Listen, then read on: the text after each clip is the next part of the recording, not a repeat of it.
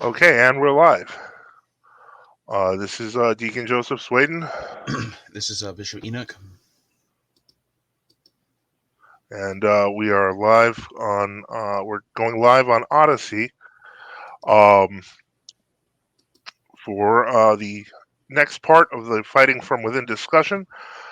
Um, I never understand. Well, it's funny because you know how like the logo on some of the recordings, your avatar doesn't appear. It's not Yeah. actually appearing on Odysee here, which I Oh, think is okay. odd. Um, that Hmm. is odd. Well, You we'll might want fix to it try to later. resave that. Yeah. Okay. Anyway, so we're here on Odyssey. We wanted to try something a little bit different and see what we could do to answer more questions about whether fighting from within is really a valid way of doing things. Let me see here. It's also not showing our names, and I'm wondering if that's how we have it set up. Yeah, give me a moment. This is very odd. This is kind of a first time here, so we're trying this a little bit differently. But I'm noticing our names are not there, and I'm not sure why that is. Let me see here. Gonna shut off and then turn on display link. What's this? Okay, that didn't do anything either. All right. So we're we're doing what we usually do and discussing. All In right. fact, let's get Um. right into it. I think. Yep. Can you hear me? Yes. Okay. So, what are some additional comments we didn't cover last time, or things that have come up since that we could talk about? Well, one of them, I think the most common one we've been hearing, probably is the case of Metropolitan Lucas Simferopol, who was he was kind of a bishop who kind of eventually he accepted Sergius's declaration and was kind of like he was glorified by the Moscow Patriarch in 1996. Basically, it was one of the few glorifications they actually did until 2000 when they started ramping up the veneration of the new martyrs, etc., and the catacomnics. Um, so there's a few different things that we could talk about in that sphere, and what I mean by that is it's a mixed bag with Metropolitan Luke. That's the truth of the matter is.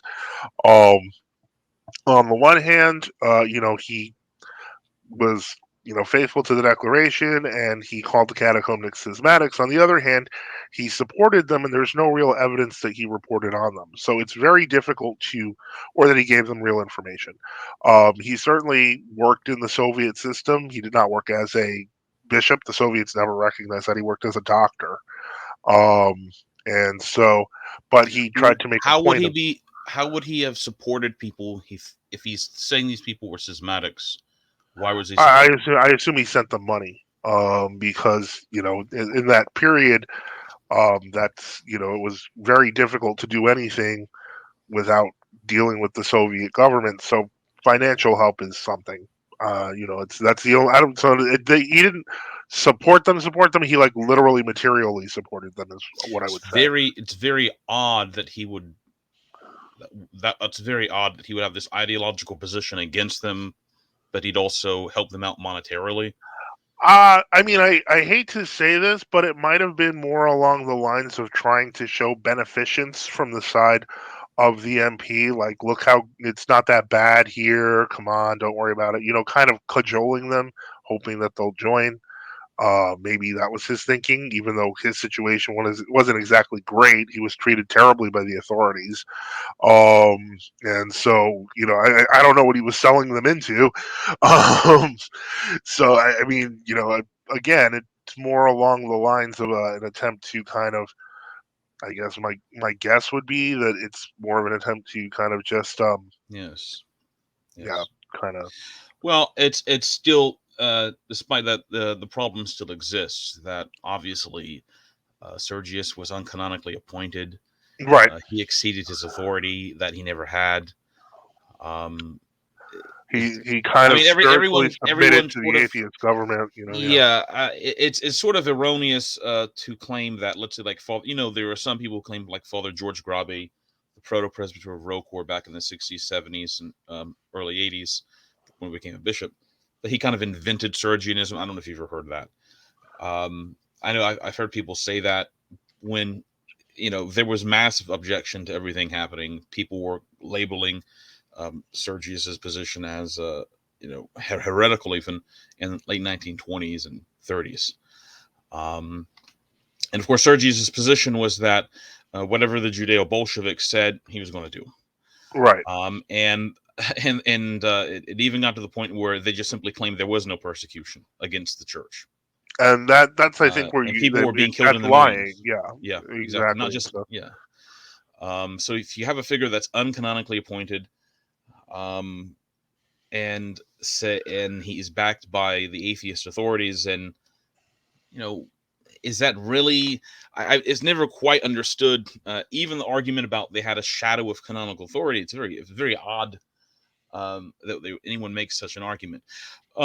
As we know, in the past 25 years, numerous attempts have been made to, how do you say, like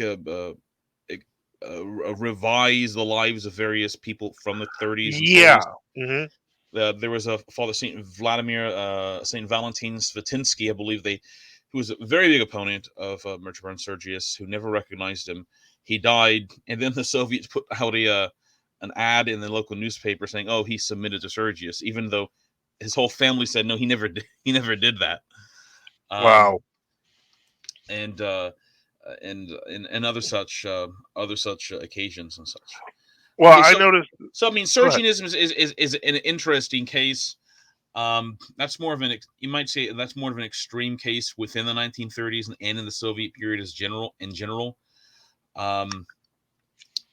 So most people today don't really have the excuse, I guess, of they're necessarily going to be killed, or they don't know Right. where they can't find a true bishop, they They're can't not find a nearly in such catacomb a church. precarious circumstance, Exactly. although they could be soon at this rate. And then, Yes. so that was something that I talked about today, but we can talk about that later. But in Another any point to case, bring up would be that uh, you will see sometimes people accuse the traditional Orthodox position of Donatism, which is one of the most absurd, actually papist arguments I've ever heard. I know the papist who started it. Oh, okay. Well, explain the background to it. Okay. In the late 1990s, just around the time I was converting, there was lively discourse on the very early internet, on Usenet forums, etc., between various Catholic and Orthodox apologists, or online, email apologists at that time, because these were all email groups. And basically, there was a guy who started out as kind of like a pamphleteer. He'd put together these primitive websites with way too many text colors about his defenses of Roman Catholicism, and they were usually really really bad defenses. Um, but he was persistent. He kept it going, and Dave Armstrong, he's on Pathos. Back then, he was just an email guy, and he used to he kind of was like at the time very like, well, I love the Orthodox who love the Catholics, and the Orthodox who don't love the Catholics are clearly Donatists. And so this is, kind of because back then Rocor was more, how shall I say, old calendarist friendly. And so a lot of the Rocor apologists he would meet, he realized he couldn't use the same ecumenical garbage that he was using, to rope in other Orthodox, which was a position of many online Catholics at the time. All they had to do was just refer to some ecumenical document between Rome and the Orthodox, and voila. But in any case, so he wrote this paper, basically saying that, the Orthodox are committing Donatism because they're accusing the Roman Catholic Church of sins, and so therefore they are Donatists. And effectively, it's funny because the argument is to a T Dave Armstrong's argument, except they've simply switched out the papacy for world orthodoxy. Yes. So, Donatism, just so people understand, was a heretical movement that arose in the early 300s, and after the end of the persecutions in North Africa. And Donatism had two major premises. One, that there are no sacraments outside the church, and two, the more well-known premise, however, which is that the moral worth of the minister determines the validity of the sacrament. All right. Now, the first major premise, never real that there are no sacraments outside the church, that was actually embraced by Saint Cyprian of Carthage, and Saint Basil and others. Yeah. So I think when people say, traditional Orthodox or Donatist, true Orthodox or Donatist, it's not like those people accusing us of that are suddenly going to go around and write essays about how we have valid but illicit sacraments, and such. Donatism, in its essence, though, of course, is um, as it came to be universally condemned, was on the premise too. The true Orthodox position is simply not that a bad man can't have sacraments, or a priest who is bad can't have sacraments. All right. Right. There unfortunately have been many bad bishops and priests throughout church history, even in recent history, and no saint or Orthodox person I've ever known has said, well, this is a bad man, therefore he has no sacraments. Now, what can put you outside the church is schism and heresy, and you lose sacraments because of that. And of course, that was the traditional Roman Catholic argument against orthodoxy. That goes back, I think, actually, probably to the 1700s. Yeah. Because remember when, especially after the horrors of the 1750s from Constantinople, when the Greek churches basically began to receive Roman Catholics through baptism, the common argument that the papists used was that the Orthodox were Donatists, because we didn't have the same sacramental theology as the Vatican had to prove. Right. So, and it's odd also because, remember, even though there was more or less universal agreement very early on that you by the 4th and 5th century that people who were in schism or in schism and heresies, but that they preserved some basics about the church, a lot of times the church would simply receive them if they were baptized like the church, all right, by chrismation. For example, St. Basil talks about that, and you find it in numerous ecumenical councils. It didn't mean there weren't cases of people just using acra via and baptizing people anyway, all right. What you find is even in the West, which let's say in the 4th, 5th, 6th centuries, that did not mean the automatic adherence to all of St. Augustine's propositions, or St. Optatus of Milevis. Really, he's the real sort of originator in many ways of St. Augustine's positions on this matter. That view, for example, the Western churches did not accept chrismations done by Arians. Okay.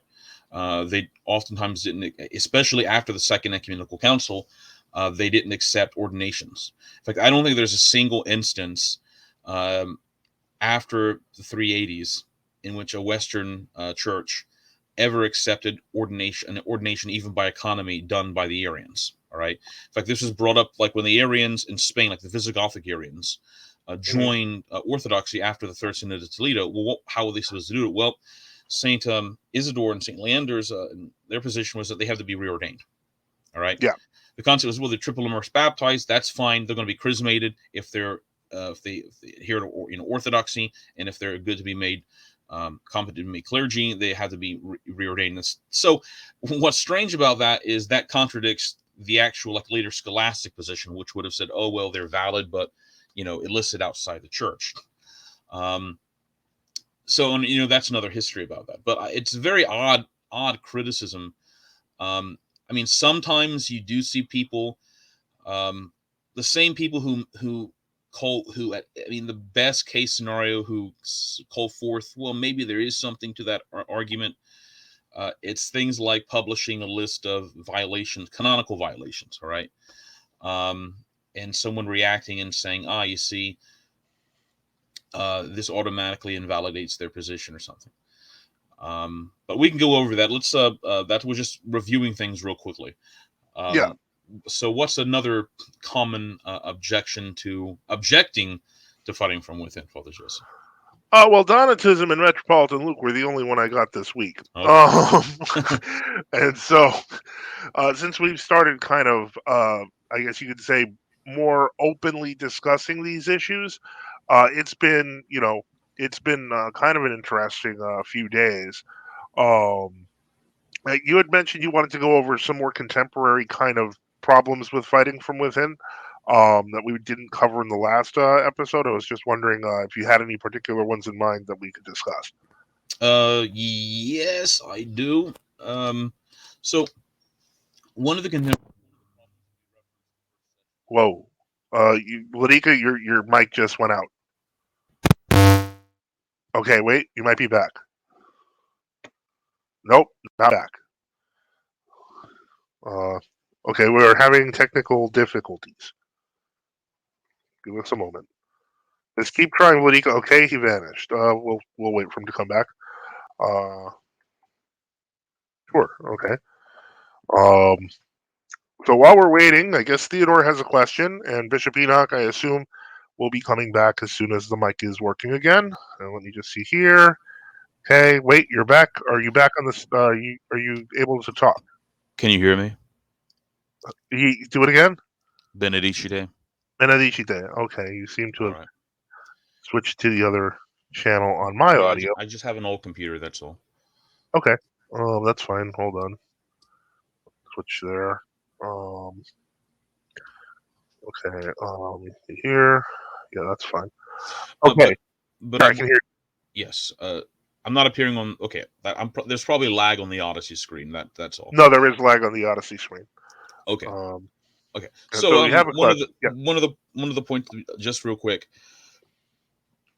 if you read again, I would recommend people read the first session of the Seventh Ecumenical Council. It really does answer a lot of questions because they dealt with some very similar themes. So, okay, what's the question? The question is actually, hold on. I'll just put it on the screen here, and it is. We kind of covered this. I don't know if you just came in, Theodore, but actually, we did cover the papist origins of this particular argument. Hold on. I'm going to put that up there. Let's see if this works. Okay, yeah. Okay, I can always just we don't have YouTube comments, but we can actually put things on a banner. It doesn't appear in Um, the Odyssey. Will it appear on the Odyssey screen? it should. There it goes, and your icon's working now too. Good. Okay. Okay.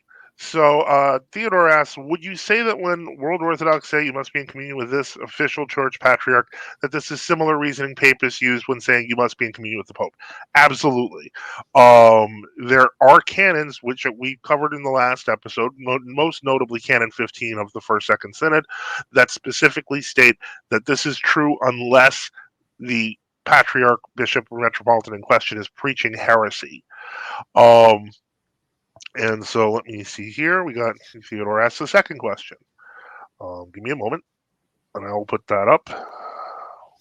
And of course, it at this point, it is evident that um, there are a number of people in World Orthodoxy, no matter what they said previously, that don't accept the argument that simply being in communion with the patriarch makes you Orthodox. Yeah, Otherwise, the that's whole never Ukraine really been. situation would have never arisen. Yeah. Now this Which is question. why oftentimes they're going now for more and more specific and intricate definitions. That, oh well, you're in communion with the patriarch and you are recognized by other bishops and you aren't deposed and you're somehow adhering to the consent. I mean, it's becoming more and more complicated of a definition. I mean, I just read one definition a few days ago that had like 7 or 8 points. All right, Mm-hmm. and you can tell it was crafted so that somebody who had left, like the Rocor MP, uh, or the MP in Latvia or in France or something, could still say that the Rocor MP became schismatic, but they're still part of the MP, which isn't schismatic.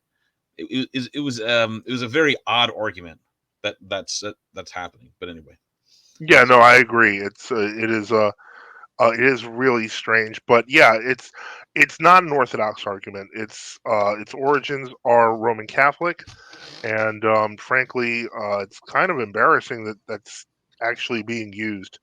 I'm gonna try something fun because we're on a new what is format. true is that probably historically, in times of peace, being in communion with, an Orthodox patriarchal see would have been a sign of orthodoxy, obviously. Yeah. All right. But you're not talking about issues of heresy. You're not talking about some other complicating factors. All right. But the communion in and of itself is not what creates your presence in the Orthodox Church, so to speak. All right.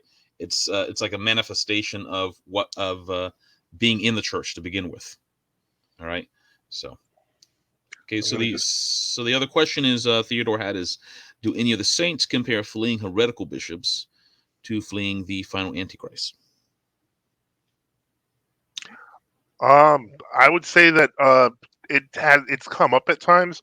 I just decided to put this up just because it looks cool and it's his feast day. So anyway, um, it's come up in much more apocalyptic terms. Mostly, you see that with the Catacomb Church, because of the fact that they were concerned that the system that Moscow was under was in fact an antichrist system. Um, and so that is, I would say, probably the biggest one that we would say that we see that. No, it's not as common. Um, it's not as common in, say, for example, in If you read some of the fourth century patristic writers like St. Athanasius and others who were resisting the institutional Arians, who sort of quote unquote ran the institutional church, they would refer to the various Arian emperors as the Antichrist. Some of them thought maybe one of them was going to be the Antichrist, because of how terrible the persecution was, or that Julian the Apostate would be the Antichrist or something like that.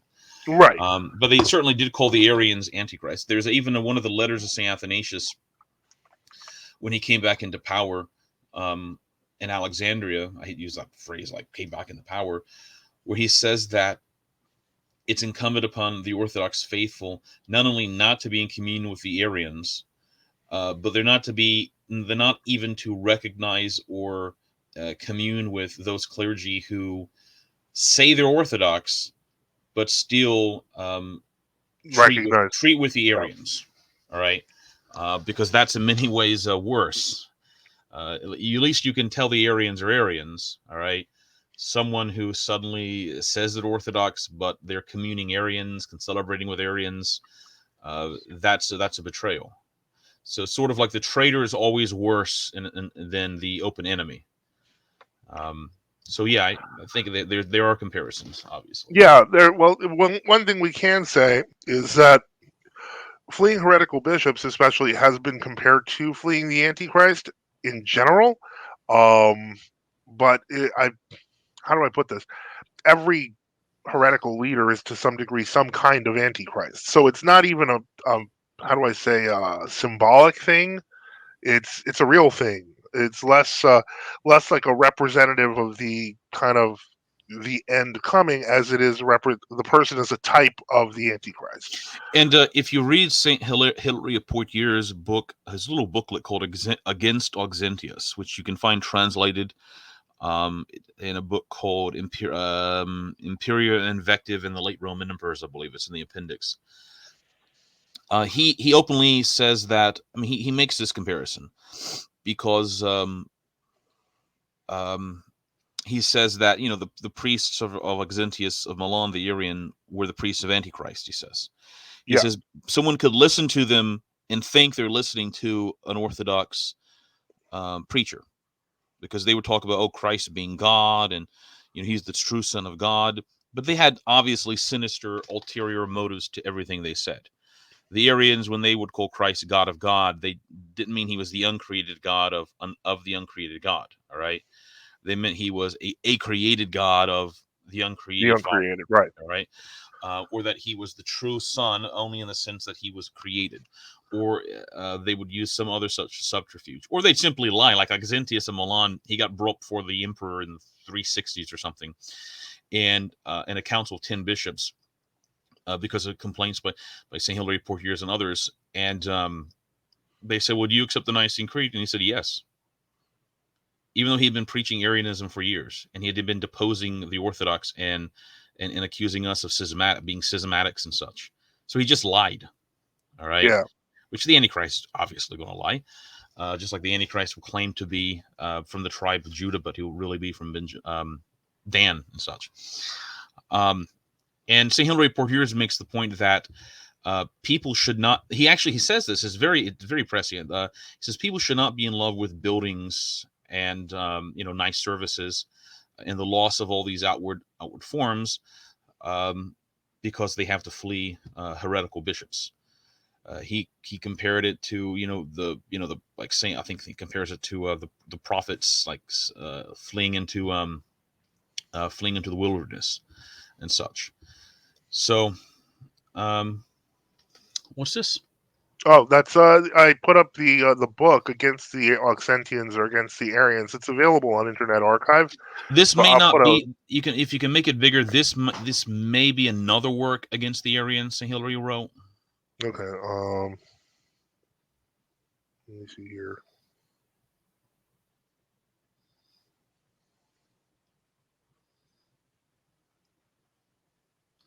Mm-hmm. Try to find the table of contents, or Yeah. it doesn't look like it.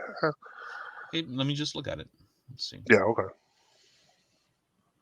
I mean, that may be somebody copied it and transcribed it. Okay, well, let's put it in the show links. Yeah, it's, definitely. We'll put that in the links right now. Give me a moment and let me turn the page and look at that. The first thing they talk about is many antichrists. So I'm going to put that in the show links right now. Hold on, I'm going to put that in the chat links. And for those who are curious and want to see this text, you can see it right there. And so there's also another comparison sometimes people make about Torth is that it's not different than this is kind of an old one too. the That old believer thing. yeah, Oh boy. it's kind of exploded and it's old. Yeah, there are a lot of bad things that happen, the Petrine era and terrible things and such. I mean, they weren't killing 20 million people, I guess, and the government wasn't openly an atheist government. As bad as all that was, and yeah, Peter the Great was terrible, but I mean, it is kind of instructive that as bad as Peter the Great was, if he really at heart was this, atheist, why did he suddenly want to bring priests when he was dying? All right. Yeah. I mean, I'm sure and that's not defending everything. Lenin didn't ask for, and despite what people claim, neither did Stalin ask for, well, bring the priest and the Tikvan icon or something like that. I'm dying. Well, they But, were hardened but atheists, but Peter the yeah, Great I wasn't. mean, Peter the Great may have been a He was a terrible person. westernizer, is the Yeah, problem. you can be a terrible person and you can do a lot of terrible things and bring a lot of bad people in anyway. But one of the important points to bring out, and people sometimes misunderstand it, that one of the key factors that that damages the old believer position at the very beginning was the fact they for 150 years they claimed to be the true church. Okay, but yet they had no bishops. And they had to get their clergy from where? Well, from us. All right. They had to convince people to leave a Russian bishop because they had no bishops. So if it doesn't mean you have to have bishops in the sense that, a bishop being made a bishop makes you automatically a saint. It doesn't. But if you claim to be the church, and for You have to have an 150 years you episcopacy. don't have the Yeah. capacity to make, if you're claiming the Church of Christ doesn't have the capacity to make its own clergy, yet that's a problem. You're not just Well, remember, they weren't just claiming to be like a non-commemorator organization or something like that. right. And remember, for early on, in Greece, I mean, there was never a problem in Russia where true Orthodoxy until the 60s and 70s when people began to die and such, where we didn't have bishops. And in Greece, it was a problem for about 11 years. And but a lot of times people weren't necessarily saying in the late 20s and early 30s, before, like, say, Chrysostomos of Florina or what have you, they weren't necessarily saying the New Calendar Church had automatically lost grace. That was a later debated point. And this is something brought out in the first session of the Seventh Ecumenical Synod. Yeah.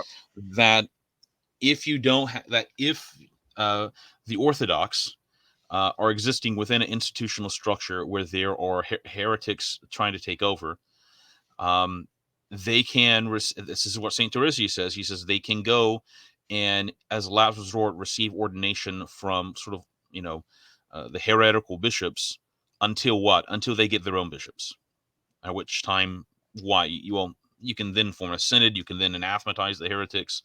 All those other things. Because obviously, if you're claiming to be the church and you don't have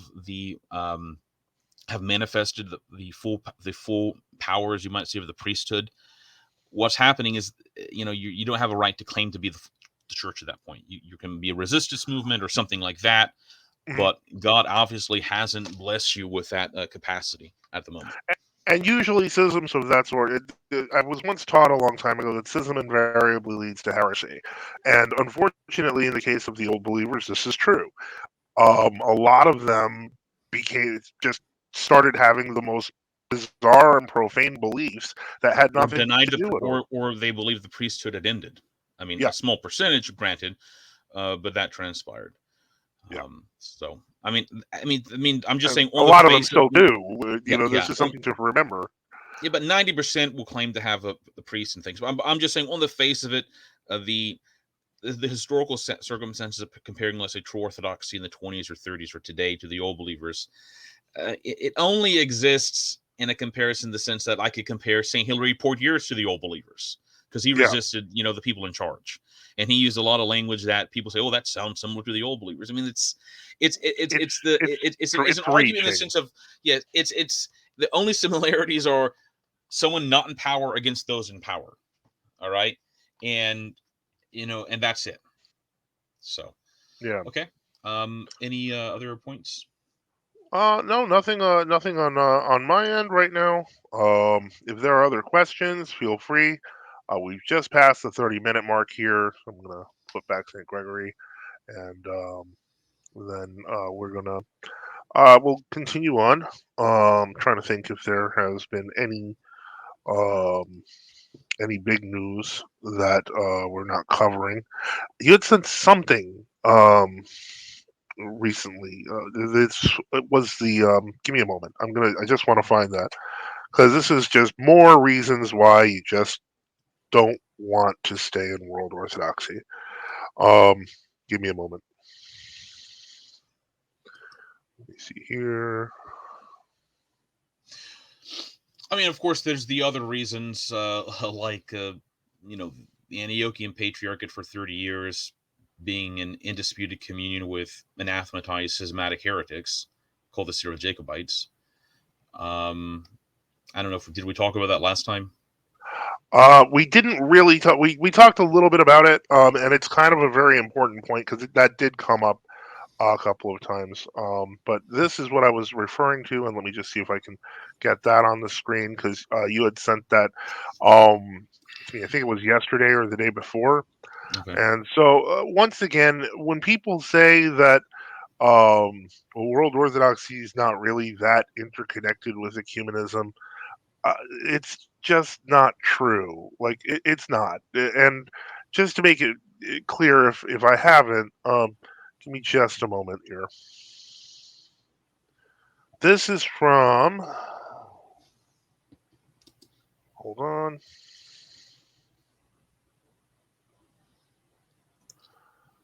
This is from yesterday.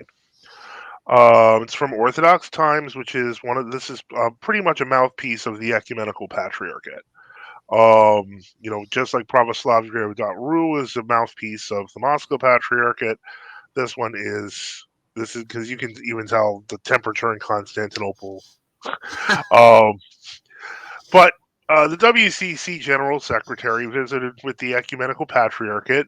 Um, that's the guy, this guy in the center here, and Mhm. then he visited with this lady and with that lady who are employees of the WCC, and I guess they gave this guy Bartholomew his marching orders, and so the point is the idea that in some way, shape, or form, uh, where did I? Whoa, okay, It's my dog's whoa, barking at something. oh, okay. So, Oh, I can see how those things scare bears. Um, yeah, the anyway, Shiba Inu make these like loud screeching noises when they bark. Yeah, So like a cross between. can be disconcerting in the middle of the night to be asleep and hear suddenly and you hear that. Yeah, So it sounds like a cross between a dog barking and being murdered. It's no, they're fine. no, they're not that bad. I'm just kidding. They're good doogies. Anyway, so um, basically, as you can see, I'll just read from the article real quick. World Council of First of all, Churches. just so people understand, the World Council of Churches is a liberal modernist Protestant organization. It's well known. It's most well known because it promotes like gay marriage, women's ordination, abortion, everything that attacks the historicity of the Bible. Um, it's I mean, in fact, the World Council of Churches is so extreme in its liberalism that technically the Roman Catholic Church never wanted to become a member full any more than an observatory member of it, Yeah. which is saying something that the Roman Catholic Church in the ecumenical movement did not want to join it formally, yet the FARA does. That's saying something. Well, And one thing we this have to. Dr. Pillay, by the way, who's head of what's called the United Presbyterian Church of South Africa, which like does gay marriages, and it's basically almost a completely liberal Protestant denomination. Wow. Well, one thing that, yeah, the WCC does encompass a lot of liberal Protestant denominations, but it's also worth remembering that Constantinople has been involved with the WCC for decades, almost to its founding. Yeah. Because originally, back when the ecumenism started in Constantinople, they had what were known as the Faith and Order conferences, which Mhm. led to the creation of the World Council of Churches and its member churches underneath. This group is actually so ecumenical that even the Antiochians have left.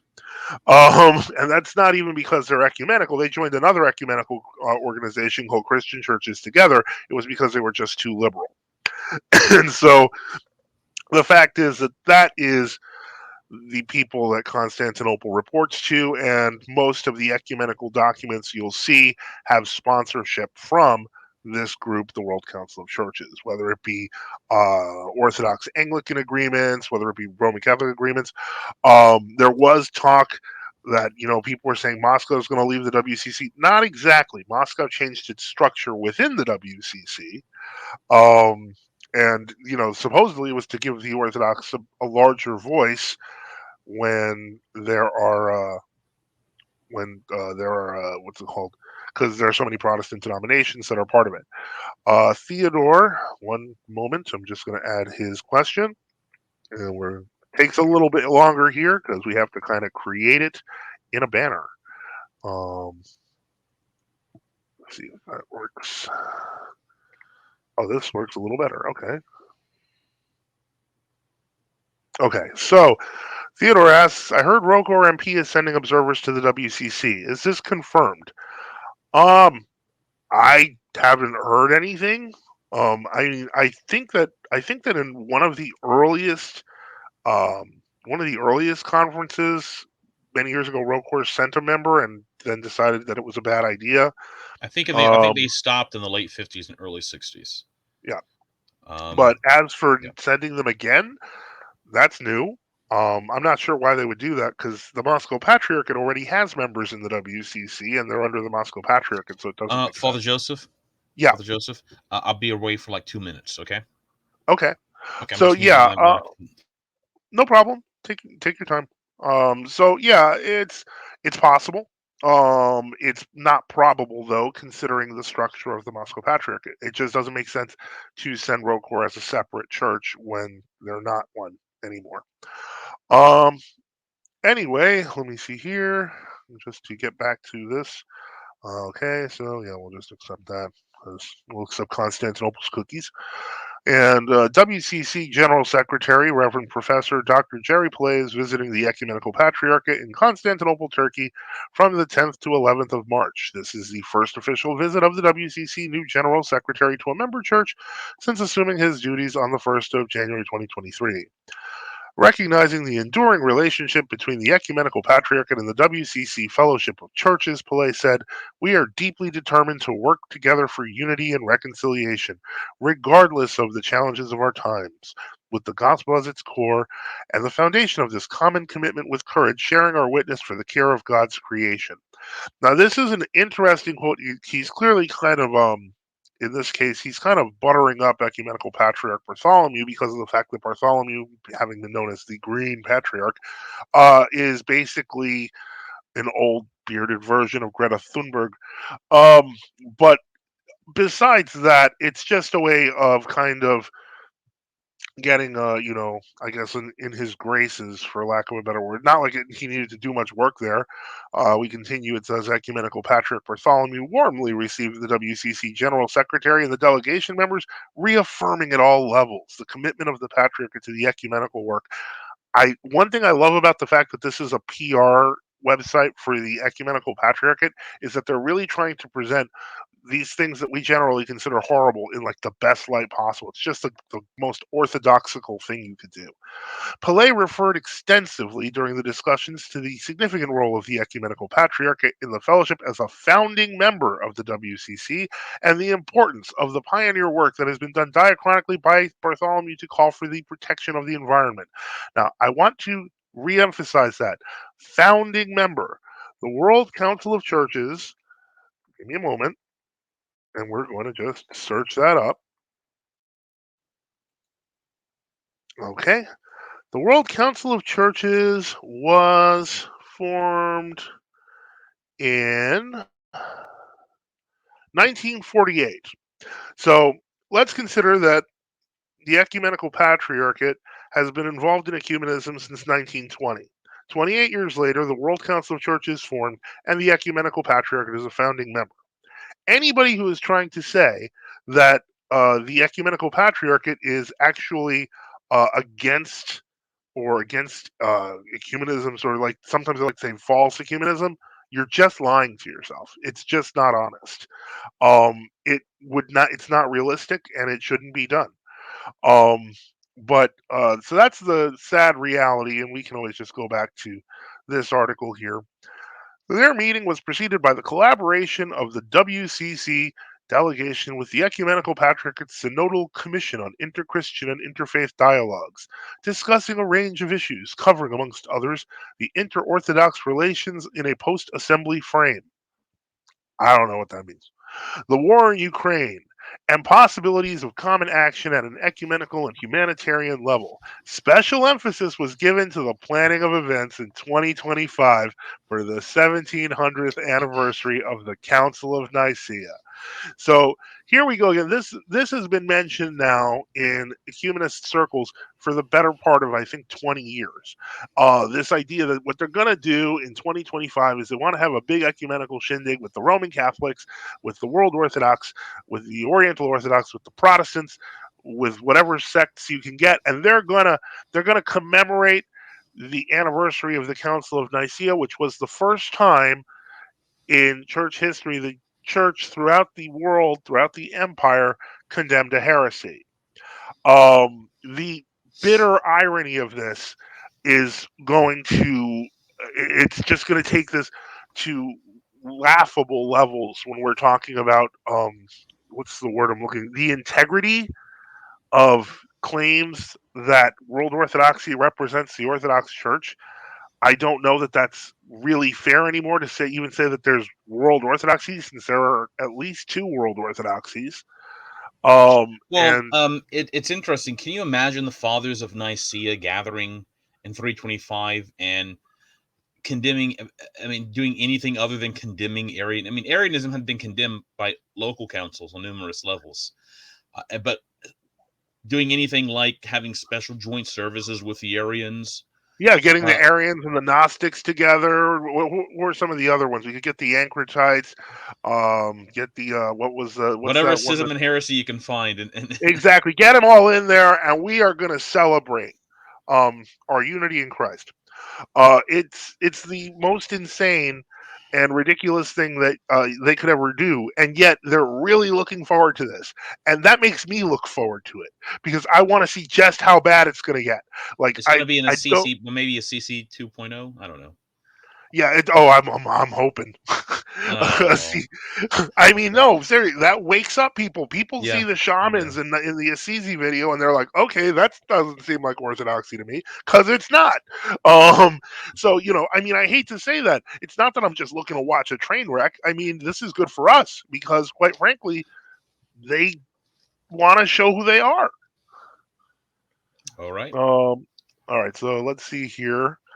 What we so let's I'm gonna go back to the article and finish up real quick. Let me see, where is it? Okay, yeah.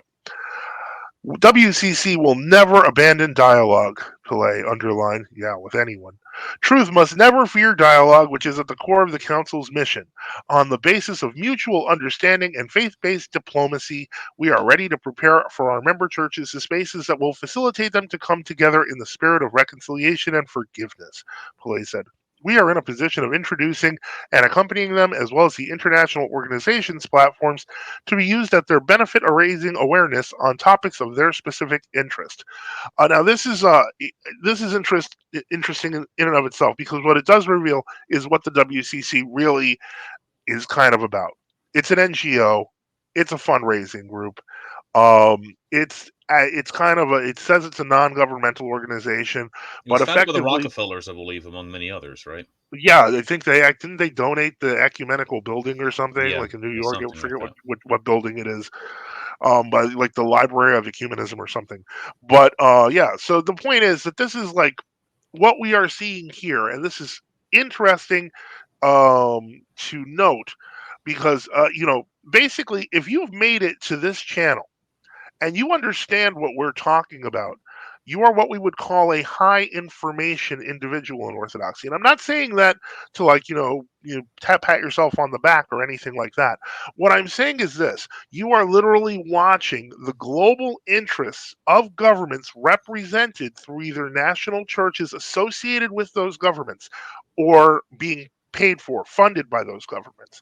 Effectively, at this level, at the WCC level, you're literally seeing just slightly gloved hands moving the pieces of global politics. And this is something that you have to keep in mind when we talk about the war in Ukraine. And we talk about what's happening with the Ukrainian church, how they're removing the Kiev's Caves monastery and trying to get them evicted by the end of the month. There's reasons all of this is happening.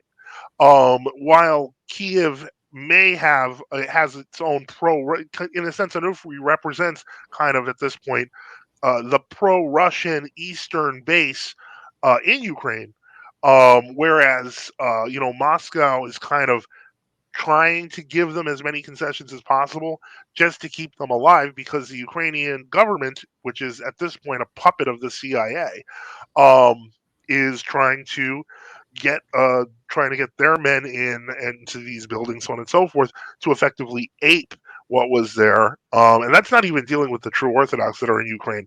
I am I'm probably guessing the majority of them are, unless they're in West Ukraine, are probably at least marginally in favor of Russia winning, only because the CIA agitprop and the stuff that has been going on with governmental agencies, NGOs, etc. Um, it's decimating to people. It destroys people. It's making it's not just simply about orthodoxy at this point. It's about whether your children are going to be groomed by some sort of pedophile child molester.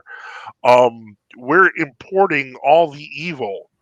We're exporting, I should say, all the evil onto these countries, and that's not just the U.S. It's because it's really like more the Five Eyes, the Anglo-American Empire, if you want to call it that, kind of pushing this eastward. And the reason why has been noted by Kissinger is because their ultimate goal is to see orthodoxy destroyed. And there's an obvious reason for that.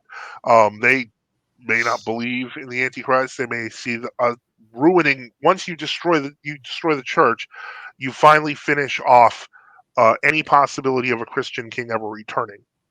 Um, Ultimately, Orthodoxy, even at its most basic level of a diocese, can recreate a country. And that's something that scares the daylights out of them because what they want is to usher in the Great Reset. And ultimately, and this is why I say if you're up here, you're already at a high information level, is because you can actually see the levers of the Great Reset being pushed. There's a reason that Bartholomew is, as I mentioned, an aging bearded Greta Thunberg. There's a reason that they're pushing for. They were so complacent with COVID narratives, with very few exceptions, because it's a very, as I said on Gab, it's a very small club, and you're not in it. So the thing you want to do is stay with uncompromised bishops, stay with bishops who put orthodoxy first. And unfortunately, it's harder and harder to find that in world orthodoxy, if not impossible, especially in this country. Um, especially in America. I yeah, mean, and in I mean, in to be honest, in Eastern Europe too, you don't have people standing up. But again, if you find somebody in World Orthodoxy who's going to be going good to go to the point of saying he anathematizes ecumenism, it's going to be a Seraphim Piraeus, which is going to be accompanied by all kinds of other weird problems with yeah. him. Where he's going to like attack the doctrine of the Dormition and claim that he doesn't Diomede of believe in. Vodka. Yeah, I mean, Diomede got involved in name worship, and that wasn't why they deposed him, though. Yeah, I mean, that may have happened later. I don't know when he got. I mean, that does sort of happen to some people after they kind of leave the Moscow Patriarchate. Anyway, yeah. So I think you have a point there. Of course, we want to be careful because we don't know what plans um, for their own version. Maybe they have their own version of a new world order in Moscow. At least the people in charge of Moscow. well, it's interesting And we have because to be a very lot. careful about that because you don't want to go too far to one side. And I'm just saying you have to be balanced about it. So Yeah, well, I mean, I'll be honest. My probably my favorite Substack blogger is Edward Slav Squad. I think his real name is Riley Baggins, but basically he was an American who moved to Russia and became a reporter for RT, and eventually he became very disillusioned with it, having kind of joined in more nationalist circles. I think he might be stuck in Georgia, from what I heard, because I don't think he got his visa renewed. Maybe it was fixed, but the whole point is. What he was pointing out was that if you look at Russia's own plans up until this conflict, were they were completely in line with the plans of the WEF, and even now Putin is creating parallel Russian versions of the plans that the WEF had anyway. So the global surveillance, the nonstop clot shots, etc. All this stuff is literally, still being planned in Russia. It's just being called independent, and that tells you that it doesn't quite sound like there's independence there either. So it's this is one of those things that you just don't know what's going to happen. You don't know if maybe they've changed their tune on it because it doesn't look like they have on paper, and it well, certainly does. yeah, this is just a problem I think Westerners can fall into. Our own people in charge are just so terrible and monstrous Yeah, that we're looking for any foreign power or power structure. we're looking Uh, for someone to save us, and no one's exactly. coming to save you. Exactly. Well, It's you ultimately don't. That's where the psalmist comes in. Put not your ex- trust in princes and the sons of princes. men. Hmm. Put your trust in God. Um, Exactly. and I don't know how many times I'll see things on Gab or somebody will send. There'll be some mass email you'll get or something like that about how Putin's this like Christian nationalist stay in Russia is it's absurd. It doesn't make any sense. It's divorced from reality. You'll bring up to these people that they're fighting NATO and Western liberalism, and in and of itself you can have two bads fight each other. All right. Yeah. And that can be a God's way of of preventing worse evil from happening. All right. But you go to Russia, remember the Russian state health service pays for abortions if they're at least if they're before 12 weeks. Sometimes a lot of times after 12 weeks. There have been numerous attempts in the Duma to take abortion off the healthcare services so that you don't have so the government won't pay for it, and it's been always defeated. All right. There are at least 3 or 4 statements you can find online from Russian news articles, interviews where Putin says he quote unquote defends women's reproductive rights and such. Yeah. And when they and what they will do is they will going to give more money to government services, so women will have less abortions. It's pro-natalist policy, but they're not going to touch sort of the Soviet sacred cow, which also coincides with sort of the Western liberal sacred cow of abortion. You're Yeah. going to have there's a more of a massive substantive pro-life movement in local American politics. All right, as bad as the national government is, all right, and the monstrous people who run our own national government, than there is in Russia. Now you've had cases in Russia in the past few years in which something like several hundred, like a 500,000, a million people will sign a petition. I mean, even maybe several million, asking the Duma to at least take abortion off the healthcare services, and it just never goes through for some odd reason. All right. Yeah. And there have been, I've even saw statistics a few, like a month or two ago, maybe a few weeks ago, saying something like 50 to 60% of Russians actually say most abortion should be illegal. You actually, that's, you will find that in not, even NGO statistics, or the Russian state Vitastom or something like that, statistical services. But yet it's this strange disconnect. All right. Where, but that's not too dissimilar to how things were in this country, Father Joseph, Yeah. where the vast majority of the population, at the very least, would have been against abortion on demand, at the very least. But yet we have this imposed regime since 1973 on the country, where it didn't matter what you said. All right, yeah. So I'm just bringing that as one example. So they can say, well, the Russian state doesn't recognize the homosexual perversion, and that's true. But I'd like to point out that a lot of that is there's a lot of things that Russia. I'm not trying to say Russia, but the ruling powers in Russia. Okay, Yeah. a lot The of things. power elite. Yeah, a lot of the powers that be in Russia. A lot of things they will support that will sound to, let's say, an American desperate to find somebody at a world stage supporting quote unquote traditional values. I'm not, quote unquote saying that to denigrate those values. They're things that would have still been in accord with the Soviet mentality. All right, so in the 1930s and 40s and 50s and 60s, if even in most of the Soviet Union, if you were in the Soviet Union in the 1980s and you tried to promote quote unquote gay rights, they'd put you in a mental asylum or in a prison. All right. Yeah. And I'm not objecting to that because that is generally something crazy, but it's something that the Communist Party, they never really, at least the old style communist parties, they never really, outside of the early 1920s with Lenin. I mean, and Lenin turned against them, but not Lenin was still evil. They kind of thought this was just crazy um, bourgeoisie nonsense that had nothing to do with Yeah. like the workers' revolution, and it was disgusting. And the average Slavic person was not going to go along with that. All right. So even if some perverted people in the Communist Party who were like, oh yeah, they want to promote this eventually, they knew that they weren't going to get the vast majority. It was not, they never succeeded getting the vast majority of the Slavs in the Soviet Union to support that. Although Yeah. they did put people in power. Oh, by the way, they did. However, the KGB did have a policy of intentionally putting morally compromised, even homosexual people into positions on Moscow Patriarchate. It was a well-known policy. Yeah. If people got in trouble, the local councils on religious affairs would protect abusive, immoral priests because they thought, well, this is going to make the church look bad. All right. Yeah. And But I'm some of just that saying that you stuff could you're a seeing lot of things. actually. Yes, all I'm saying is a lot of things you're seeing in Russia, and people think, oh, that's based. It's really kind of a holdover from pre-Soviet times. Yeah. All right, and that's not necessarily the worst holdover if they're against that stuff. I'm just saying you can't mistake that as this is return. Suddenly Russia was like, you can't say like, oh, Russia was pro-gay in 1980. It wasn't. Soviet Union wasn't, and then suddenly they became pro-family in 2023 or what have you. Um, so we have to be very cautious about those things. It's just like you'll see in China. China now has a policy where you can have more than three children. All right, they Right. don't. They've more or less gotten rid of that because they destroyed their country by the one-child policy. And there have even been people saying, "Oh, they should just make all abortions illegal and they're going to restrict them."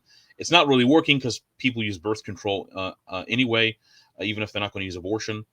I mean, it will help somewhat, but when you've gotten to the point of China, which is, I guess, arguably as bad as Russia's demographics, or maybe even worse, You're going to have major issues. I mean, not to saying the United States is a great paragon. I mean, No, obviously yeah, the I U.S. would say Yeah, we've got yeah, huge demographic yeah, problems as and well. Yeah, George Bush Senior, when he was head of the CIA, was responsible for basically trying to get the one child policy implemented in the 70s and 80s in China. I mean, Mao, for example, like was against most legalized abortions. Again, not because he had some moral, ethical worldview about it. He just simply thought, well, more people is better for China and the Communist Party. All right, and Deng Xiaoping was sort of opposed to that. And so that kind of view won out in the 80s after, and I'm not saying Mao was, I mean, he was evil, and so was Deng, or at least he was, not well, Deng great. is the one that caused Tiananmen Square. So, but the Anyway, I mean, point is, I'm sure there's all kinds of nuances there and what have you. But only point I'm trying to bring up is it's not always a great argument to simply say, the enemy of my enemy is necessarily my friend. The enemy of my correct. enemy may be simply another enemy in the future, or at least neutral. So I'm just saying you have to be very careful with that mentality. Just like you will see RT on Gab or in other sort of media will That's exactly why I was exactly. going where I was Okay. going with the microchip thing.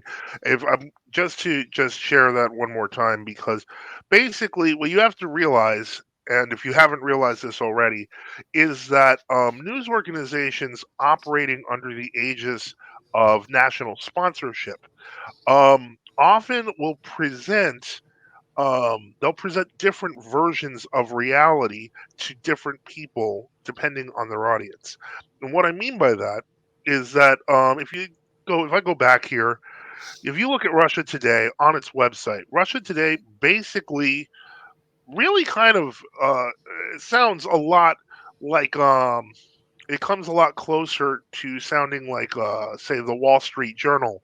Here it's quoting Bloomberg, for example, in terms of trying to sound like a regular news source. Now, if I were to just say switch to here, um, and this is RT's Gab account, now it's kind of really laying into the conservative base that Gab has. For example, it goes through some strange stuff here, and then I don't know. That was a Nazi celebration because we all know the official position of Russia is that they're doing this because they're against Nazis.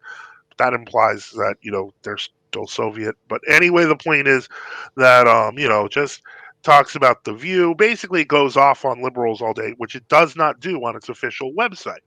Um, as you noted, in Spain, it basically talks a lot about Marxists because there's a sizable number of Marxists in Spain, so it plays to And that audience. Latin America as well. I mean, RT Right. Spanish appeals not just to Spain but to Latin America in general.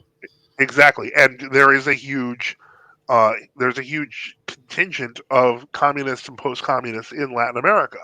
It's not a coincidence that sometimes people have like you'll see kids have the first name Marx or Engels in Latin America. The point is that the government using it, and in this case, we're talking about Russia. We're not even going to pretend that we don't do that here because we all know how the U.S. media lies. But they'll tailor their audience to their argument to advance their particular um, worldview based on what that audience member would agree with. And this is true with every single media outlet. Although Um, I'd make one caveat here. yeah, My impression is that the way the Russian government goes about it, it's much more clumsy and it's not as sophisticated. Maybe it's very obvious what's happening if you're able to look at two or three variants of RT. All yeah. right. Um, you know that you sort of know this is what they're doing. All right. Um, the We've been United better at States, lying about it through co-opting the press. the I mean, Western liberalism used to be tried to be more sophisticated. I mean, then again, today, I mean, it's you know, today it's laughable. it's I just like mean, it's just like in the Soviet period. The Soviet governing bureaucracy, um, when they weren't simply just in the 20s and 30s, like mass executing millions of people, in the 40s, it was very clumsy propaganda. All right, it wasn't necessarily highly intellectual things. It was right. You could sort of tell. I mean, if you lived in the Soviet Union in the 50s and 60s, this is my understanding. I mean, someone might disagree, and you could read the newspapers and decipher what was actually happening, or between the lines. All right, but in the United States in the 50s, 60s, 70s, or 80s, we had CIA agents throughout various media, newspaper, like the guy who founded the Buckley, the guy who founded The Evening Standard. no, the conservative public national For National Review. National Review. All right. um I mean, you had those types of people kind of everywhere. Yeah, and they And it still are. presented I mean, look what happened with Twitter. yeah, so they always sort of presented an image of multiplicity of positions within. Viewpoints and yeah. Yeah, well, they all still converged to one point. I mean, that's still sort of the mainstream media, even Fox News and such. They still behave like that. And CNN is still loaded with former CIA staffers, etc. Yeah. The So whole thing. I think in the age of the internet, and I hate to say this because it's funny that the internet started as a U.S. government technology and is now a weapon being used by just about everyone in different forms, but has definitely, I guess you could say, shown the emperor has no clothes in a global scale. So this is where kind of like, you know, we're coming to a point where you have the information and you know what you have to do with it. Granted, sure, the government still do have weapons, but in terms of their credibility, I think worldwide we're seeing a complete loss of credibility. If you look in Western Europe, I mean, in Ireland right now, or in the Netherlands, these massive protests, because I think that the globalists have gone largely unchecked, and that's changing, and that's a good thing. I think that remember during the Cold War, they had to. Yeah, in the 1970s, 80s, they were progressing with liberalism was degrading, and they were promoting the abortion and the gay stuff.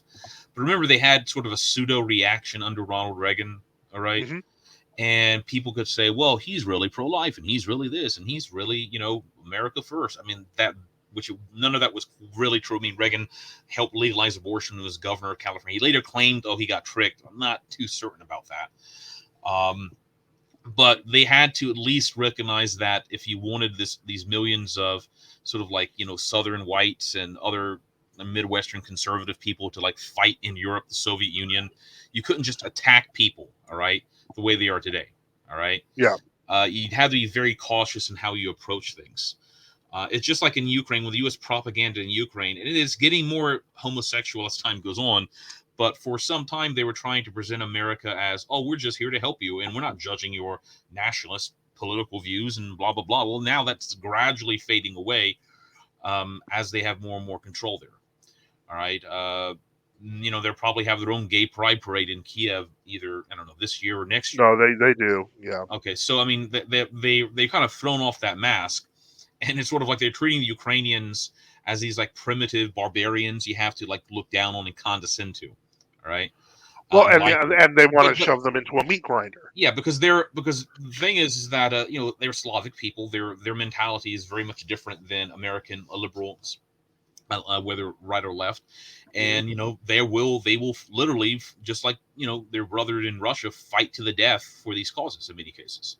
Yeah. Right. I mean, that's just how it is in Eastern Europe.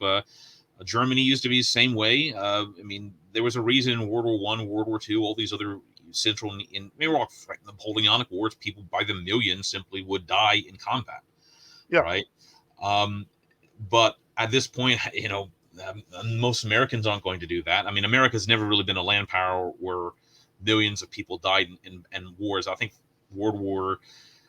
Civil War was our most destructive war ever, and like 700,000 people died in combat or something like that. World War II, I think we had like 400,000 deaths. Compare that to like Germany having 10 million people in World War II dying, Soviet Union 27 million, France maybe a few million, and I think this is sort of terrifies the people, at least in charge of Western liberal powers, that how are you going to fight, all its problems? How are you going to fight, kind of an Eastern Slavic people power like Russia that's willing to, if they, I'm not saying I don't know their true casualty rate, but I wouldn't suspect if there were 100,000 Russian dead, all right, if that was the case, I really doubt that would have much an effect on Russian policy, if you know what I mean. Yeah, When they fought wars where, they 100,000 people dead within a year of fighting would have been actually a good year, and all the other wars Russia had to fight when it was invaded by some enemy, all right? yeah, Or the same thing with Germany or France. So, but my point is, how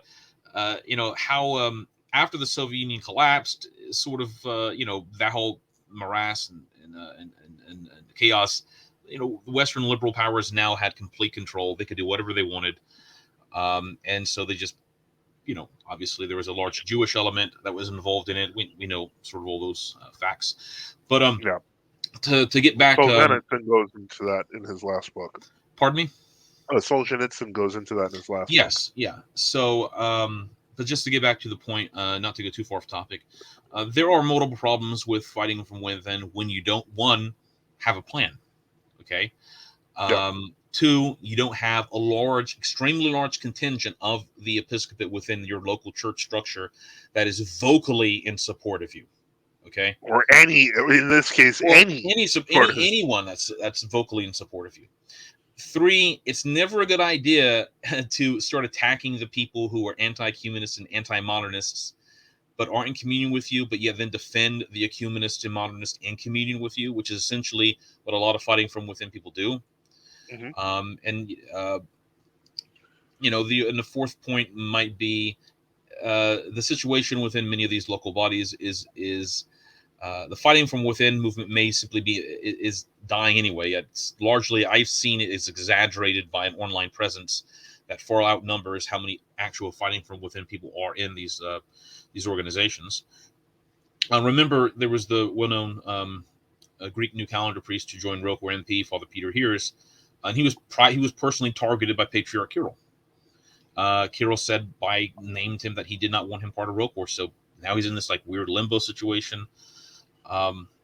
It's not a successful strategy if you support if you believe ecumenism and modernism are heresies, and they are. It's objective. It's not. You're not going to get a condemnation of ecumenism or modernism in the Romanian Patriarchate. It's just No, not. It's not going to happen in the New Calendar Church of Greece. Certainly not in the Phanar. Certainly not in Antioch. All right, or nope. Alexandria. That's just not going to happen. And I mean, certainly not in Jerusalem, not anymore, especially because Jerusalem is essentially controlled by the Brotherhood of the Holy Sepulchre, which is an ethnic Greek racial enclave And that dominate. Yeah, they're so focused on property issues with the I Israeli mean, government right there's now. already a divide between their lower population, which is mostly Palestinian Arabs, and then the Greek ruling class. It's just simply not going to transpire. Even Georgia, as we mentioned earlier in the previous They're program. just waiting for Patriarchal to Yeah, I die. mean, even as seemingly far as they progress, that whole thing has stalled. And then another point I think people are forgetting here, and that's since the collapse of the Tsardom, church history has entered into an unprecedented crisis. All right. Um, Throughout the periods when heresies arose and schisms and heresies arose, and they were taking over church structures and kicking the Orthodox out and persecuting us, even if it was the emperor doing it, there was still a concept of symphonia. All right, even if the Yep. heretics were in charge.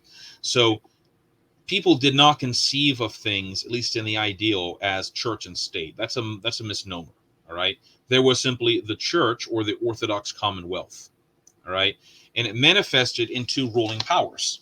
All right, that is the royal power and the hierarchical power.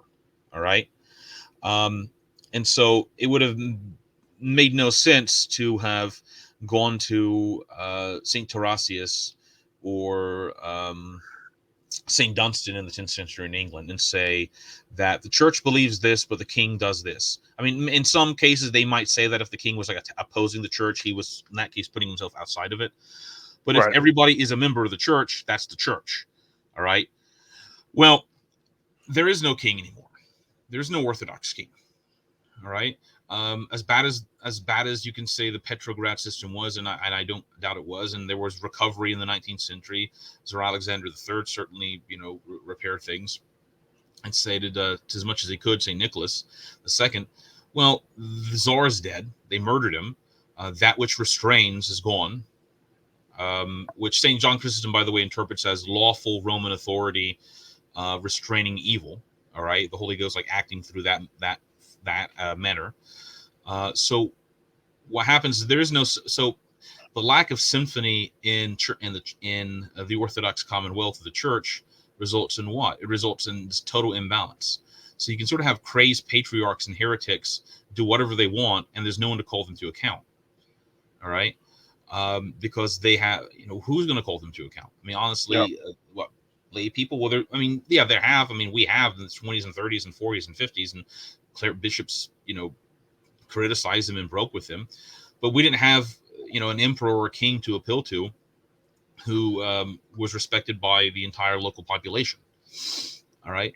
Well, I think that's part of the reason why that's gone. So now it's just crazed clerics who are heretics cooperating with other evil powers in charge of institutional structures, and they're not moving. Well, one of the things that I do want to point out though is that since the legalization of the church in 313, and then ultimately, the collapse of the final monarchy in 1917, one thing to remember is that previous to we're entering into what is somewhat of an unprecedented period, but we can draw inspiration from the earliest example in the church, and the apostolic and pre-Nicene fathers, Mhm. because ultimately we're dealing with a hostile state. And now the truth of the matter is, states change. There is increased talk all over the U.S. and even outside the U.S. of the balkanization of the country. This may be 4 countries in one day. It could be 10. It could be 50. We simply don't know. What we do know is that, and I hate to bring this back to this, but the church has the power to establish and assist in the governance of civil authorities. We're called to be obedient to civil authorities. I don't know that these are real civil authorities. I think we're kind of, I personally think we're under an illegal coup, but that's beside the point. I mean, the point is that even though it is unprecedented, it's not. It's not It's unprecedented in the completely. It's not sense. completely. It's not completely original. Well, it's unprecedented in the sense that if you look at the ways the church dealt with like ecumenical councils, all Yeah. right, it was recognized that the half the other part of the symphonia of the emperor was going to be involved in it. Because remember, let's see when they had the Sixth Ecumenical Council. Okay, so except for Honorius, obviously he was a monothelite. The popes after him were Orthodox, at least unto the Great Schism. Okay, but up to 681. Okay, and when that council was called, the emperor, believe it or not, even Constans the Fourth, I believe, seems to have personally been convinced by Pope Vitalian to have renounced monothelitism, even if he couldn't get the Patriarch of Constantinople to renounce it. All right.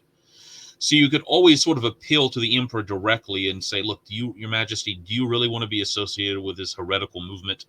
Yeah. That and you might have a better chance of convincing him. And of course, that can always backfire. Heretics can convince the emperor too, and that's always that you force. That's the problem. All right. Yeah. But so can the Orthodox. All right.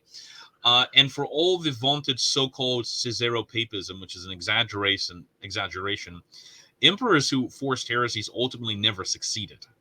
All right. Let's say during the period of the ecumenical councils. All right. Even the last period of the Roman Empire during when the emperor agreed to the Unia, that never succeeded. And even there's evidence that the last emperor, Constantine the Ninth, renounced the Unia like before he died or something like that. All right, when he was defending the capital. But my point is, so for example, let's say the emperor. I can't remember the name of the emperor of the Sixth Ecumenical Council, but he calls the council. They have the legates of who would have been the Pope in 681. Sergius, I can't quite remember. Yeah, who was I think it was Agatho, I believe. Sergius. Saint Agatho Okay. was Pope. Okay, so he has his people on one side. The other four, there was really no Jerusalem patriarch. I don't know who the patriarch of Jerusalem. I don't know if there even was a patriarch of Jerusalem on the other side, but the eastern side was on the other. Um, and the conclusion was, first we have to establish what's the Orthodox doctrine. All right, they weren't going to have any joint prayer or anything. And the Patriarch of Constantinople at the time, openly after a few, he had already been convinced of the Orthodox doctrine. He goes to the side with the legates of Agatho. And then the rest of the council is several sessions of basically arguing between the Orthodox and the Monothelites and trying to convince Macarius of Antioch. And of course, Orthodoxy wins. I mean, it was a foregone conclusion. Ultimately, the council was called not to debate, not ultimately to debate in the sense of we don't know what Orthodoxy is. It was to proclaim the Orthodox truth and try to convince, the Monothelites to come to their senses and such, which Yeah. happened for the most part. Arguably, the Maronites never did come to and they later, joined the Papists in the Crusader period and such. But you had the emperor there as this important figure, right? So today, this would be analogous as if, imagine if a situation in which we had an Orthodox czar, and even if people were critical of him, he, let's say, had the capacity to force Patriarch Bartholomew and Kirill. I mean, they probably wouldn't even be a Kirill or if there was a true czar. But let's say he was able to force heretical ecumenists, assuming even got that far, to come to a council, and the czar supported, like elders, strict elders and such. You know how it would go, Yeah. right? And that would resolve the issue, right? And we'd be over this. The monarchist ecumenist heresy would have been condemned in the 1990s, or probably at latest, or 1980s, at whatever. And the modernist ecumenists would be considered just like the schismatic group that broke away from the church, all right? Like the Yeah. Maronites not accepting the Second Council. And so you'd have like maybe Bartholomew and some Greeks still doing their weird ecumenism stuff, but they'd be like 1%, and they'd be like kicked out, and no one would recognize them, all right? But that's not the situation we're in, and And I think we this is part of the well. There is a question from Theodore, and I do want to address that. But I do want to bring up the point that part of the reason that that, as you point out, it was simpler then, and it could be simpler now if there was a czar, is because of the fact that the truth is that more and more people are realizing we don't really know who governs us. And what I mean by that is that if you consider that all of these strange policies that are coming up and leading to protests now are not really coming up through the governments. The governments are literally just following plans given by other people, like the WEF. The point is that what we're seeing now is the open, and we saw this with the pandemic, the open reality of living in kind of a global oligarchic system. And so there's somebody in charge, but nobody knows who it is, or they try to do their best to appear that they're not in charge. And I think the easiest way to deal with that is to establish people in charge. Um, that's just me. I mean, it's I think that sorry, that's the my dogs easiest are way. barking. Not a problem. Now Theodore asks, why did Patrick Kirill not want Father Peter in Rokor? The truth of the matter is, there's really not. I don't think they actually officially didn't. It kind of was an under the table thing that people discovered. So the reasoning isn't clear. Um, from what I understood, Father Peter took some of the anti-ecumenical stuff off. The like Russian ecumenical stuff off his website. I heard that. I don't know if it's true. It's possible, but whatever it was that, I don't know. He was willing to do what he was told, but to my knowledge, Wasn't sufficient.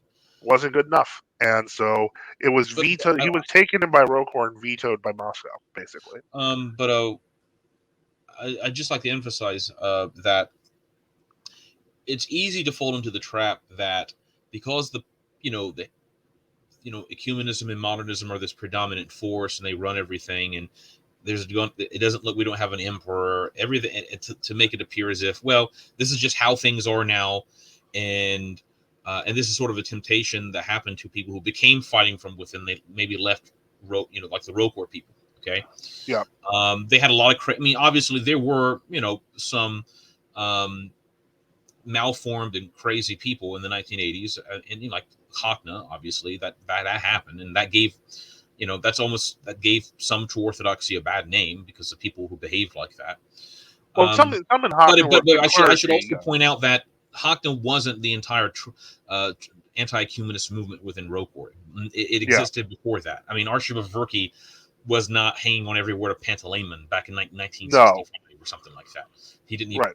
You had Father Seraphim Rose thought he was just an yeah, oddball. well, Father Seraphim very much disliked Father Pantaleimon. In fact, you can read the Yeah, uncensored like letters. He did not have especially a very good impression. he had a very low opinion of the fact that Father Pantaleimon put his monastery directly in the middle of a city, which he thought was against the ethos of monasticism, and he's not wrong. And he had other issues with Father Pantaleimon. They would eventually spill out with some of his best work, including Genesis Creation and Early Man. Yes. So So, but my point is that if you look at like patristic testimonies, it's very clear that they envisioned, because they lived through uh, resistance to heretical hierarchs, and these heretical hierarchs made the same claims that if you're not in communion with the Eudoxus of Constantinople or George of Laodicea, whoever, then you're a heretic or a schismatic. you're Remember, they not deposed. Orthodox. Yeah, they deposed Saint Athanasius in 340. I mean, it was not a real deposition, but the people in charge thought it was. And And claimed it was. Yeah. Yeah, they claimed it was. They claimed he was like a sorcerer, or necromancer, and they never wanted to depose him actually for dogmatic reasons, and because that gives legitimacy to somebody, which is why you oftentimes see people accuse true orthodoxy of just all they say is schism, which is very deceptive. All right, Yeah. because schism, according to the canons of Saint Basil, a plain schism, just a regular schism, is you have the same doctrines of the church and you broke away. That's it. Right, and you And it's ultimately you kind of have the schismatic body and the body that you were in schism yeah, from, and that and leads to questions they don't want to answer. yeah, because it's going to be kind of absurd to claim that. Well, we're going to have to say who are we in schism. Well, they're going to say, well, the church, blah blah blah, quote unquote, the church. And then you say What they which really one? mean is the ecumenical patriarchate. Yeah, you have Is to now you anyone? have to nail them down. Yeah, is anyone so obtuse as to think that the true Orthodox agrees, or the so-called old calendarists, have the same doctrines as the ecumenical patriarch? Nobody can say that with a straight face. Yeah, That Bartholomew believed, or Athenagoras before Demetrius, or Athenagoras before him, believe the same things we believe. If it's either you believe ecumenism's a heresy, or you believe it's an opinion, and if you then believe it's there's an good opinion, there is no ecumenism and church. bad. You've essentially destroyed everything. Yeah, Especially we're dealing with a time in which we don't need to exist within the ecumenical patriarchate as some quote unquote reform movement. The need for that ceased between the 30s and the 60s at latest. yeah, All right, we especially the 60s when we got our own bishops in 1962. We had really no need to exist within that body, and I hate these, washed our hands with it because there was no reform from within. And it's people sort of act like the church is a political party. And I think this is part of the issue. They say, well, don't you want to be part of the large group and you can work within, you can be an interest group. All right. right. Or an instrument Yeah. of change. Yeah. Well, that may or may not work, let's say, with the Republican Party. But can you imagine if you were a pro-life activist within the Democratic Party? I think Yeah, what, yeah, that's there's a very, very, very small. I mean, not endorsing there's problems for Republicans, but an issue like, let's say, being a pro-life activist or a pro-life Democrat, um, you're not going to go anywhere. You're going to be attacked by every single force within that organization, and made unwelcome. And yeah, secondly, being told to politically ally with like essentially child killers. yeah. And that was So one of the things that and I thought was thirdly, yeah. And so the other point is, if you're dealing with something so sacred as the church, all right, this is not a political organism and like a political party where Yeah, you don't want to just cause a break for any reason, and that's not what happened. All right. But on the other hand, if it's been decades and decades and the people in charge are these like horrific heretics, and you have the option of having to reform an Orthodox synod, why would you want to be with heretics who are going to do everything to destroy you and to pervert your children and your relatives and to even destroy the integrity of the sacraments Hmm. instead of being with Orthodox bishops? And that's a fundamental point that people are trying to avoid answering, because yeah, you're right. Even the all the objections that can raise, all right, that are legitimate objections against us, in the final analysis, the question is ecumenism and modernism, are they heresies? And Right? Surgeonism, Insurgenism. Okay. because we're like in a mode of global Surgeonism right now. Yes. All right. And if they are, then you have to take action, and there are steps to take that action. All right. And from the fighting from within, whatever's left of that movement, if it even exists anymore, okay, you're not seeing that. All right. Yep, that's They don't have. They simply do not have that capacity to do that. They simply have no support. All the problems you can come up with, all the attacks on this all calendar Orthodox Church or whatever. At the very least, you can say, as bad as it may. I mean, I'm not saying it's not. That's a lot of those attacks are exaggerated, and they're by internet personalities who encountered some weird people on the internet, or some crazy people in real life. But you can encounter the same people from like World Orthodoxy too. yeah. They have those. I mean, they have those, especially. I mean, you have Blagagan.ru in Russia saying things like, which is a respected Russian Moscow Patriot, quote unquote, conservative site that says things like, there is no baptism of blood, you know. Just almost like Feeneyite type stuff. Well, That's I like mean, crazy. I Or think the they'll most say things like, if you use more than, if you alter any small point of the typicon, all right, there's any variation, then the liturgy is ultimately invalid. Like, let's say, for some reason the bishop gives you permission not to use one of the little litanies or something, like the Antiochians, or like the Voliakis reforms from 1887. All right, they will say crazy things, and people will believe this in Russia, that the liturgies, there's no liturgy, or if an ordination took place at the liturgy, it was invalid. Or if you use store-bought yeast to make bread, then it's not real bread. All right. yeah. I mean, or name worship in the Moscow Page. I mean, there's just, you You know, can just go on forever. exactly. I mean, and the idea is somehow, because you got a big organization, you can have like 40 different heresies existing within it, or crazy views, as opposed to, you know, I mean, yeah, you're right. If there's a small organization, there's a sociological principle that some crazy person can take over. Yeah, that's true. But Well, it's either, it's hard to. I mean, if we're being honest, Wadika, look at the size of true Orthodoxy throughout the world. yeah, We've seen, even in our own communion, organizational issues of this sort, but they haven't really been life-threatening. They can be put down. They can be stopped. The simple reality is, before the revolution, the Russian church was huge, and it did not have, name worshiping going on as an open opinion. It did not have ecumenists running the, external affairs. It didn't. In other words, you can have it had no organization. Department of External Affairs. That's Yeah, a creation of the the Soviet Moscow. period. Yeah, But the point I'm trying to make is that you can have large organizations. If you look at the True Orthodox in Greece, if you look at the two major ones that are in the same building, the Macarian Synod and the Limean Synod, there are no major heresies among them, and their number, I think, some like 2 million people, or a little bit more together. The point is, it is not organizationally impossible to put down heresy. And that's, let's face it, that's one of the things that people try to use as an excuse. Well, look at the size of them. Of course things like that happen. Yeah, things like that are not excusable when you believe you're the one true church. Um, so the point is, that's why we read the Synodicon of Orthodoxy. So it's just I find a the other lot of their claims unconvincing. yes, I agree. And the other point is, you will hear people, especially, there'll be like on some, a gab or something. I mean, I've encountered in the past few days. It's just I keep on forgetting how absolutely, as much as people attack us, how absolutely insane, uh, how ecumenist modernists they are, how insane some people these people are. I'm just that's the only word I can use, Father Joseph, are within the Greek Yeah. Archdiocese. Oh, From absolutely. pro-abortion people. I mean, it gets to the point where you ask them, are you pro-life? And they simply no, they're Won't not. answer. They won't Yeah. answer. And it's like this is a fundamental. You can't even say that. Well, of course, El Pedorferos isn't pro-life. But it Um, goes deeper than that because the archons are often well associated with the Democratic Democratic Party.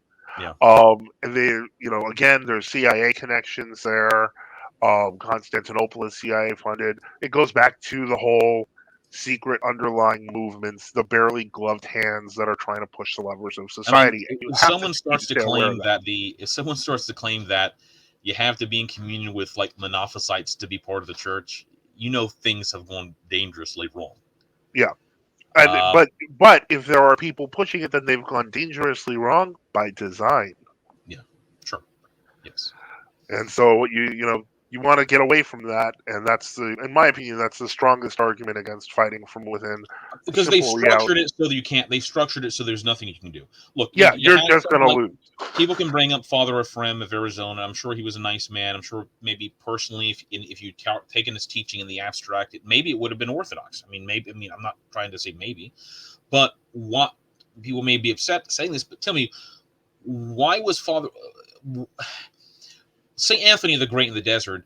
When people accused him of being an Arian, when they said he was in communion with the Arian, why? Now notice Saint Anthony, even when the Arians took over Alexandria and they deposed Saint Athanasius, Saint Anthony did not commune with the Arians. All right, he didn't care that they threatened him. So tell me, why was Father Ephraim, for the last 30 years of his life, avoiding any public condemnation of the heresies of Patriarch Bartholomew or Demetrius before him? And I think we see that these people have structured it so that they know if you say anything against them, they can simply claim you're a schismatic and be done with you. All Yeah, right. And what kind of orthodoxy is that where you're not allowed to, and we're not allowed to criticize demonic evil that's being taught from the Ambon heresy? That's not orthodoxy. That whatever it is not orthodoxy. it's that Um, simple. that's you're not going to get much more simple than that. So you're right. It doesn't solve all the problems and all the rest. And there's always different complicated steps. And you can say, oh, there are different occasions in church history where people waited this year to 5 years longer or whatever. But there was always some action taken, and they did not maintain. You have to maintain indisputed communion with heretics, all right, or any communion with heretics.